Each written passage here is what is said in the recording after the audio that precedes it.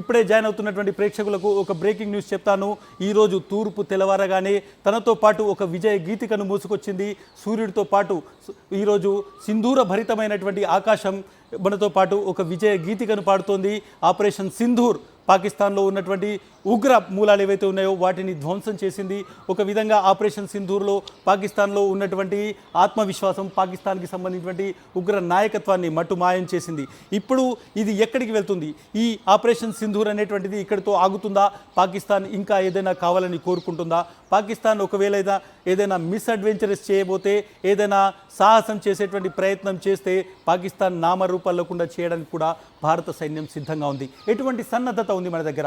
ముఖ్యంగా ఇప్పటికే మనం చూసుకుంటే ఆపరేషన్కి సంబంధించి అరేబియా సముద్రంలో ఎక్సర్సైజ్ జరుగుతుంది. పూర్తిగా ఐఎన్ఎస్ విక్రాంత్తో సహా ఏవైతే యుద్ధ నౌకలు ఉన్నాయో వాటన్నిటి కూడా మనం పూర్తిగా ఇప్పటికే రంగంలోకి దించాం. వాటితో పాటు ఈ యుద్ధ నౌకల ద్వారా ఎటువంటి టార్గెట్నైనా ఛేదించే విధంగా చాలా ప్రిసైజ్డ్గా, ఖచ్చితత్వంగా లక్ష్యాన్ని ఛేదించేటువంటి ఒక ఆపరేషన్ మనం కంటిన్యూ చేశాము. ఒక టెస్ట్ అనేటువంటిది కంప్లీట్ చేశాము. కాబట్టి చాలా రెడీగా ఉన్నాము. సముద్ర జలాలన్నిటిలో భారత నౌకాదళం గస్తీ కాస్తుంది. ఏ క్షణంలో పాకిస్తాన్కి సంబంధించినటువంటి మిసైల్స్ కావచ్చు, లేకుంటే పాకిస్తాన్కి సంబంధించినటువంటి సబ్మెరైన్లు వస్తే వాటిని నీళ్లలోనే ముంచేయడానికి మన మొత్తం నావల్ సిస్టమ్ రెడీగా ఉంది. ఇక ఎయిర్ ఫోర్స్లో ఇప్పటికే రాఫెల్ అనేటువంటిది మన ఎయిర్ ఫోర్స్ సిస్టమ్ని పూర్తిగా ఒక విధంగా లీడ్ చేస్తుంది. దానితో మనకు ఉన్నటువంటి రాఫెల్స్తో ఏ క్షణంలోనైనా పూర్తిగా పాకిస్తాన్కి సంబంధించినటువంటి ఏ నగరంలోకైనా దూసుకెళ్ళి బాంబులు వేసేటువంటి సత్తా మనకుంది. పాకిస్తాన్ తేరుకునే లోపు పాకిస్తాన్కి సంబంధించినటువంటి మిలిటరీ, అదేవిధంగా పాకిస్తాన్కి సంబంధించినటువంటి ఎయిర్ ఫోర్స్ను పూర్తిగా నడ్డి విచ్చేటువంటి ఒక సత్తా మన దగ్గర ఉంది. ఇక పూర్తిగా ఆర్మీ, ముఖ్యంగా రాష్ట్రీయ రైఫిల్స్ అనేటువంటివి ఇప్పటికే అక్కడ పాకిస్తాన్ బార్డర్ వెంట డిప్లాయ్ చేస్తున్నాయి. రాష్ట్రీయ రైఫిల్స్తో పాటు అన్ని రెజిమెంట్లను హై అలర్ట్లో ఉంచారు. ఇప్పటికే బార్డర్కి మూవ్మెంట్ జరిగిపోయింది. సో పాకిస్తాన్ ఎక్కడైనా ఏదైనా దుస్సాహసం చేసేటువంటి ప్రయత్నం చేస్తే మాత్రం పాకిస్తాన్కి సంబంధించినటువంటి ఏ ఒక్క ఆర్మీకి సంబంధించినటువంటి కమాండ్ కావచ్చు, ఏ ఒక్క ఎయిర్ ఫోర్స్ సంబంధించినటువంటి ఎయిర్పోర్ట్ కావచ్చు, మిగిలేటువంటి అవకాశం లేదు. ఎందుకు ఈరోజు మార్నింగ్ ఈ మొత్తం ఆపరేషన్ సింధూర్ పేరుత ఇండియా చేసింది అనేటువంటి దానికి మనం వద్దాం. ఈ రోజే ఎందుకు చేసింది? ఎందుకు రాత్రి 1:40 టైంలో చేసింది అనేటువంటి చాలా ఇంపార్టెంట్ క్వశ్చన్. ఎందుకంటే పహల్గాం దాడి తర్వాత ఇమీడియట్గా మనకు సంబంధించినటువంటి రాఫెల్ యుద్ధ విమానాలు వెళ్ళి కూడా ఈ దాడి చేయొచ్చు. కానీ రేపు మనం అంతర్జాతీయ సమాజం ముందు దీనికి, ఎందుకంటే ప్రపంచంలో మనకు ట్రేడ్ కావచ్చు, లేకుంటే ఇంటర్నేషనల్ రిలేషన్స్ చాలా ఇంపార్టెంట్. వాళ్ళతో మనము ఏదైనా మనం చేసినటువంటి ఒక పనిని దాన్ని పూర్తిగా వాళ్ళ ప్రపంచం ముందు ఉంచినప్పుడు మన దగ్గర సాక్ష్యాలు ఉండాలి. ఏ విధంగా పహల్గాంకి సంబంధించినటువంటి అటాక్ వెనుక పాకిస్తాన్లో ఉన్నటువంటి ఉగ్రవాద శిబిరాలు ఏవైతే ఉన్నాయో అక్కడ ఉన్నటువంటి వాళ్ళే ఉన్నారు అనేటువంటి చాలా సాక్ష్యాధారాలను ఎన్ఐఏ ఇన్వెస్టిగేషన్లో తీసుకురావడం జరిగింది. వీడియో ఎవిడెన్సెస్ ఉన్నాయి. అక్కడ దొరికినటువంటి చాలా ఆధారాలను తీసుకొచ్చిన తర్వాత ఏ విధంగా శాటిలైట్ పిక్చర్స్ ఉన్నాయి అందులో, వాటి ఆధారంగా పాకిస్తాన్ కేంద్రంగానే ఈ దాడి జరిగిందనేది మనం ఎస్టాబ్లిష్ చేశాం. ఎట్ ద సేమ్ టైం మన టార్గెట్ పాకిస్తాన్లో ఉన్నటువంటి ఎయిర్ ఫోర్స్ సిస్టమో ఆర్మీయో కాదు, పాకిస్తాన్లో ఉన్నటువంటి ఉగ్రవాద శిబిరాలు. ఆ శిబిరాలు ఎక్కడెక్కడ ఉన్నాయో నేను ఒకసారి మళ్ళీ మీకు ఎక్స్ప్లెయిన్ చేస్తాను. ముజఫరాబాద్ అనేటువంటిది చాలా కీలకమైనటువంటి పాకిస్తాన్ ఉగ్రవాద కేంద్రం.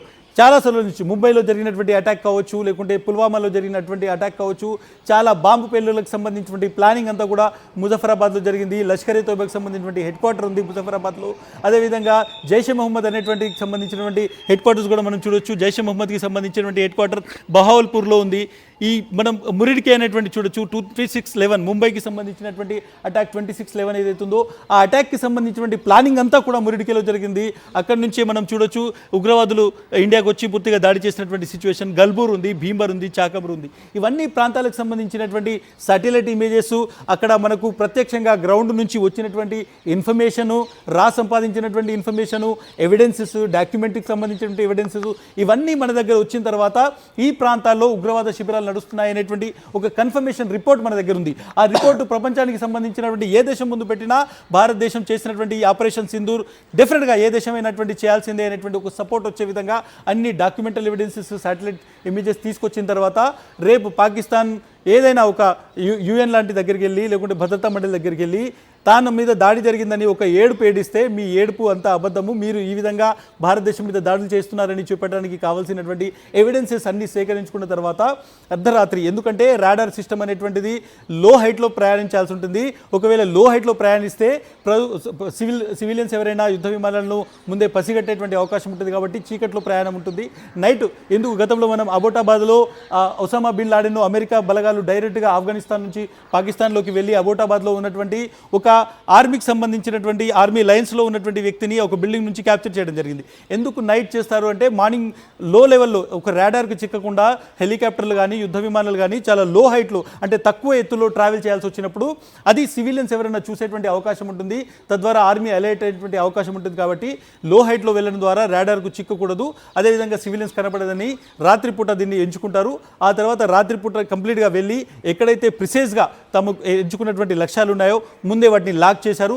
ఆ తర్వాత ఆ లక్ష్యాలను పూర్తిగా, ఎందుకంటే ఒకవేళ సివిలియన్స్ మీద దాడి జరిగింది, మా పౌరులను మా పిల్లలను మహిళలను చంపేశారని రేపు పాకిస్తాన్ ఆరోపించేటువంటి ప్రమాదం ఉంటుంది. కాబట్టి చాలా క్లియర్గా సివిలియన్స్కి డ్యామేజ్ జరగకుండా, అదేవిధంగా ఎక్కడైతే ఉగ్రవాదులు ఉంటున్నారో ఆ శిబిరాల మీద దాడి చేసి వాళ్ళందరినీ కూడా ఒక విధంగా పూర్తిగా మాయం చేసి వాళ్ళు పూర్తిగా చంపేసినటువంటి ఒక ఆపరేషన్ ఇది. ఆపరేషన్ సింధూర్కు సంబంధించి మళ్ళీ చెప్తున్నాను, ఈరోజు తూర్పు తెలవరగానే ఒక విజయ గీతికను సింధూర వర్ణభరితమైనటువంటి ఆకాశంతో పాటు మోసుకొచ్చింది. ఆపరేషన్ సింధూర్ సక్సెస్ అయింది. ఆపరేషన్ సింధూర్లో ఒక విధంగా భారత్ పాకిస్తాన్ నడ్డి విరిచింది, పాకిస్తాన్ ఆత్మస్థైర్యాన్ని దెబ్బతీసింది, ఉగ్రముఖలను చావు దెబ్బ కొట్టింది. నాతో పాటు ఢిల్లీ నుంచి ఇంకా వెంకటేష్ ఉన్నారు, వెంకటేష్తో మాట్లాడదాం. వెంకటేష్ దగ్గర చాలా ఇన్ఫర్మేషన్ ఉంది.